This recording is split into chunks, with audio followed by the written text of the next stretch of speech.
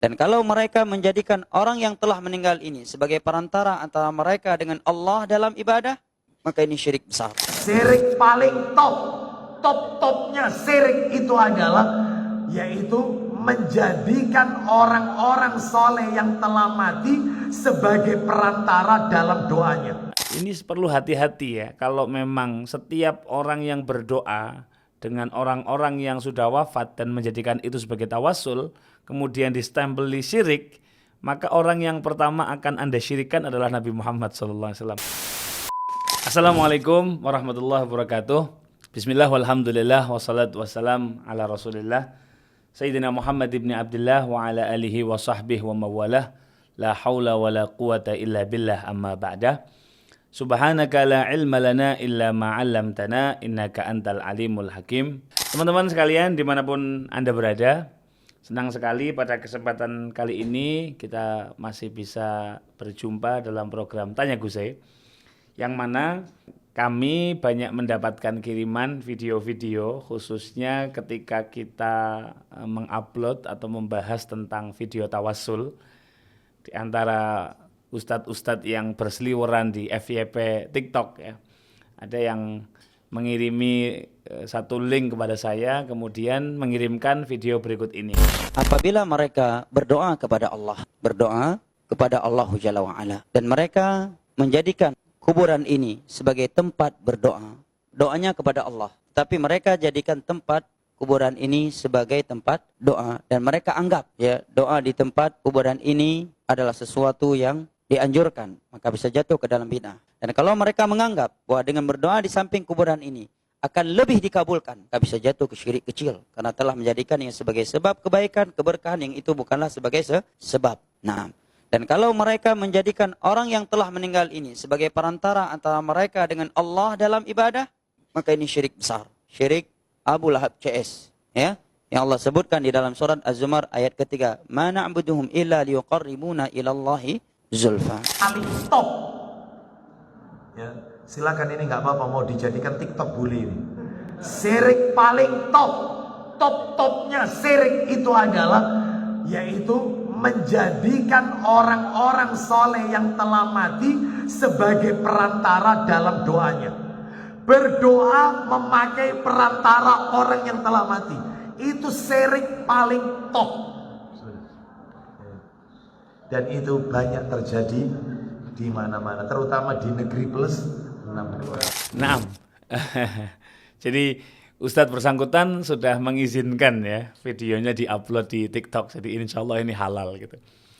Jadi barangkali kenapa tuduhan syirik atau tuduhan kafir itu begitu enteng keluar dari lesan beliau-beliau ini, barangkali karena belum mengetahui konsep tawassul. Kita berdoa kepada Allah melalui perantara. Nah, teman-teman bisa lihat versi lengkapnya pada video berikut ini. Kita pernah mengupload 2 video yang spesifik membahas tentang tawassul dengan dalil-dalil yang komprehensif ya, dan referensinya sangat lengkap di sana.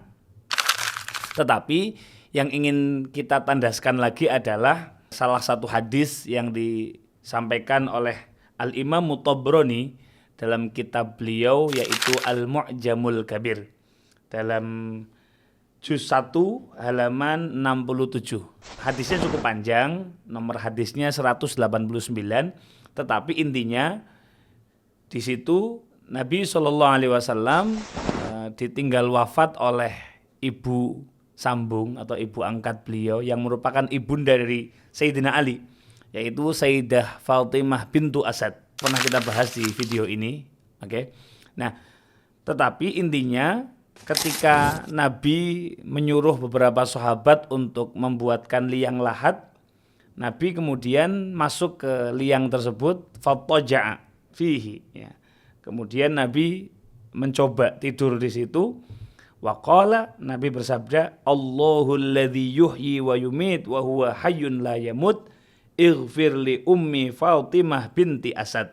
Allahul ladzi yuhyi wa yumit. Allah lah zat yang maha menghidupkan dan maha mematikan. Wa huwa hayyun la yamut. Allah lah yang maha hidup dan tidak akan pernah mati. Ighfir li ummi Fatimah. Ya Allah, semoga engkau mengampuni ibundaku, ibunda Fatimah binti Asad, walakinha hujjataha. Engkau mentalkin, melancarkan hujah-hujahnya ketika bertemu dengan malaikat tentunya. Wa wasi 'alaiha mudkhalaha.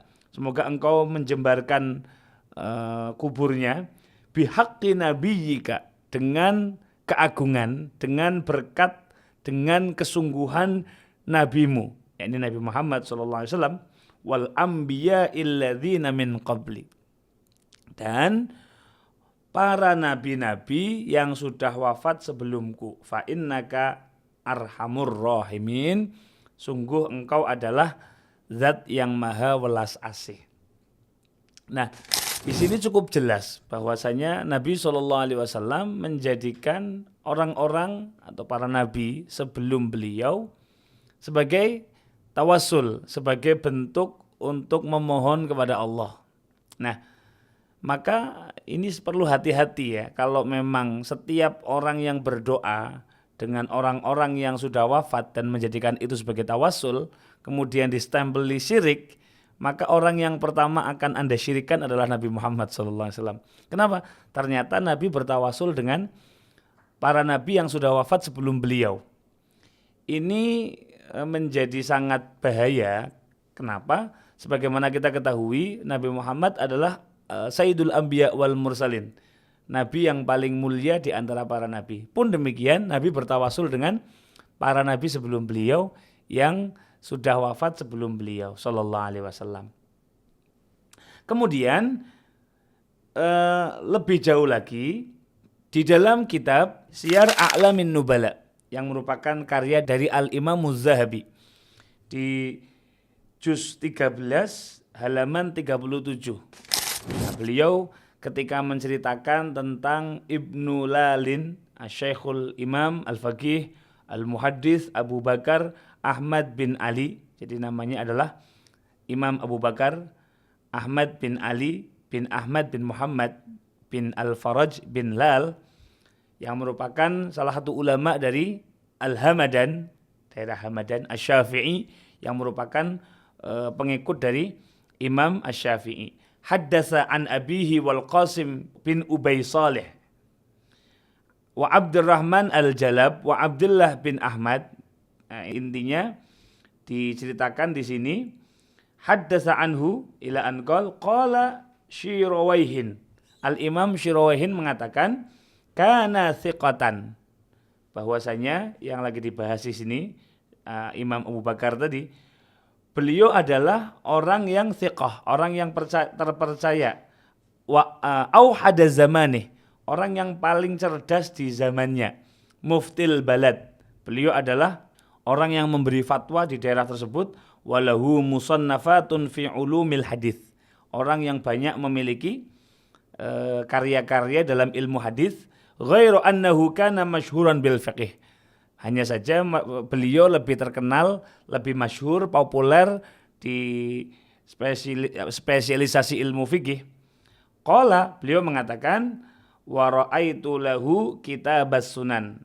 Nah, beliau juga punya kitab Sunan wa Mu'jamus Sahabah dan juga Mu'jam As-Sahabah. Dikatakan ma ra'aitu ahsana minhu. Kata Al-Imam Syirawaihin, saya tidak pernah melihat kitab Sunan dan kitab Mu'jam, ini profil para sahabat, yang lebih baik dari karyanya Imam Ibnu Lalin, begitu. Dikatakan di situ wa du'a'u inda qabrihi mustajabun. Jadi dikatakan berdoa di makamnya beliau, yakni Imam Abu Bakar tadi, Ibnu Lalin, ya, itu adalah mustajab. Beliau doa di situ itu mustajab. Wulida sanah samanin wa salasmi'ah. Beliau lahir pada tahun 308 dan wafatnya pada tahun 398. Berarti umur beliau cukup panjang ya, hampir 90 tahun. Yang menarik dikatakan di sini qultu Al-Imam Az-Zahabi yang memiliki karya Siyar A'lan Nubala ini, beliau mengatakan wa du'a'u mustajabun inda kuburil anbiya wal auliya. Jadi berdoa di kuburnya para nabi dan kuburnya para wali itu mustajab. Ini yang mengatakan Al-Imam Adz-Dzahabi.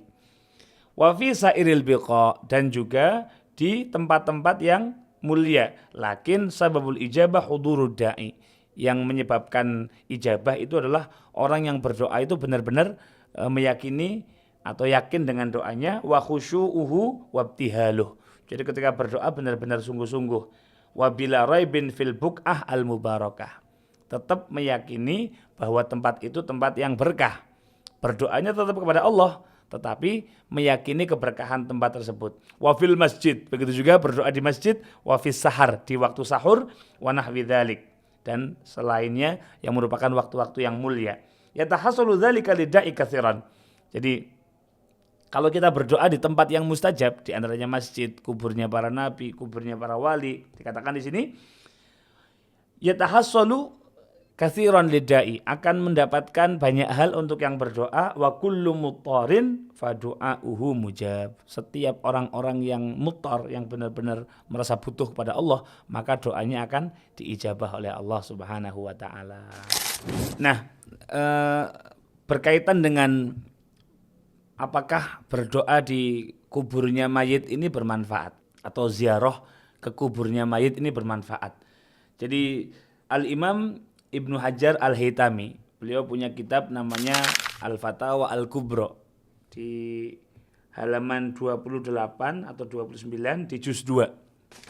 Beliau pernah ditanya, Su'ila radhiyallahu an hal ya'lamul amwatu bi ziyaratil ahya wa bima hum fih.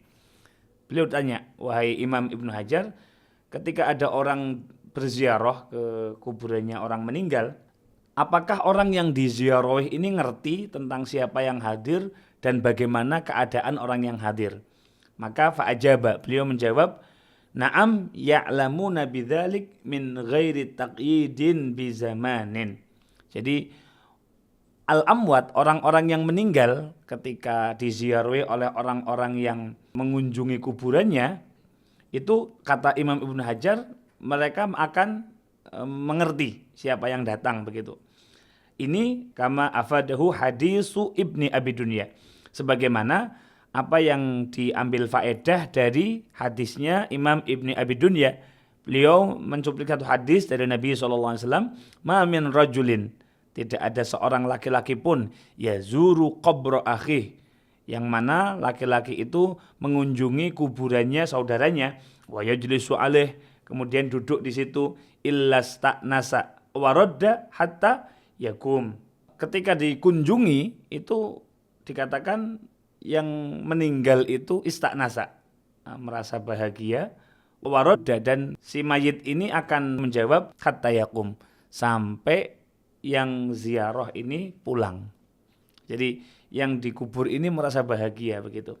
Wasahha hadis, dan juga ada hadis yang sahih, ma min ahadin, tidak ada seorang pun yamurru biqabri akhi al-mu'min, yang melewati kuburannya saudara yang mukmin, kana ya'rifuhu fid dunya, yang mana di dunia mereka saling kenal. Fayusallimu alaih, kemudian uluk salam. Anda melewati kuburan teman Anda uluk salam gitu ya. Anda kemudian mengucapkan salam, maka illa arafahu wa radda alaihi salama. Anda uluk salam, maka si mayit ini akan mengenali yang uluk salam dan akan menjawab salamnya orang yang lewat. Nah, lebih jauh lagi pada pembahasan berikutnya, dalam riwayat Imam Ahmad, beliau mengatakan, inna a'malakum tu'radu ala aqaribikum wa asyairikum minal amwat. Jadi amal-amal kalian, perbuatan-perbuatan kalian itu akan disodorkan kepada kerabat-kerabat kalian, keluarga kalian yang sudah meninggal. Fa in kana khairan istabsyaru.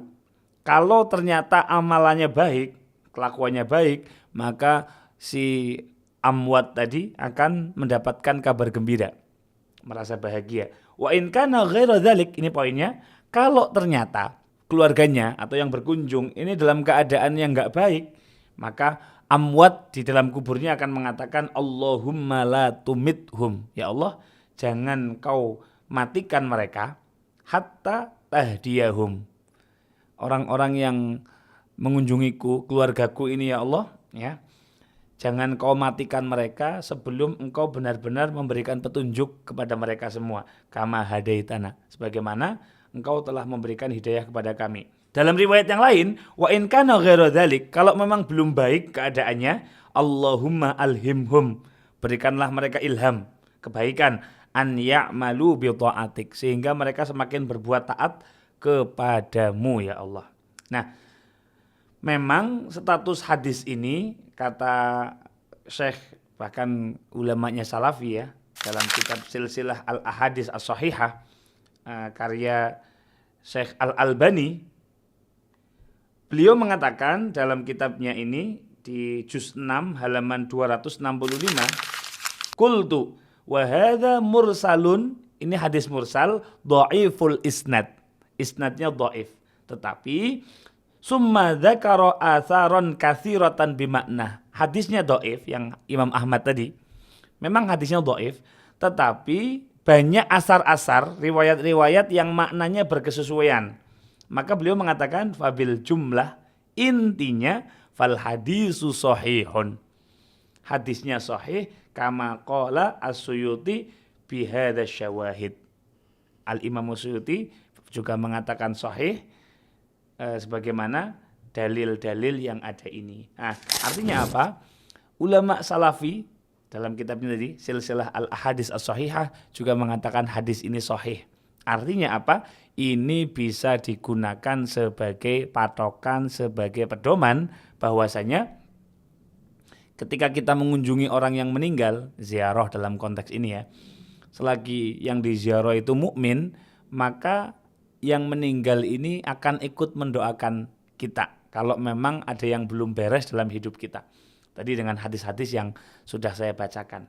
Nah, ala kulli hal, yang ingin saya sampaikan dalam kesempatan ini adalah mari kalau belum tahu atau belum mengerti referensi-referensi tentang apa yang menjadi motivasi atau menjadi dalil amalan-amalan orang lain, ada baiknya janganlah kita terburu-buru atau tergesa-gesa mengkafirkan atau mensyirikan saudara kita tersebut. Karena ternyata bahkan Nabi SAW bertawasul kepada orang yang sudah meninggal, yaitu para nabi terdahulu. Bahkan para ulama-ulama dalam referensi yang tadi kita tampilkan itu sangat jelas redaksi-redaksinya begitu. Maka ingin saya sampaikan satu hadis Nabi SAW, ayyuma rajulin, tidak ada seorang laki-laki pun muslimin yang beragama Islam, yang muslim ya, akfara rajulan musliman, kemudian laki-laki muslim ini mengkafirkan saudaranya yang lain padahal muslim juga, maka fa in kana kafiran, kalau memang yang dikafirkan ini memang sudah kafir, ya sudah selesai urusan.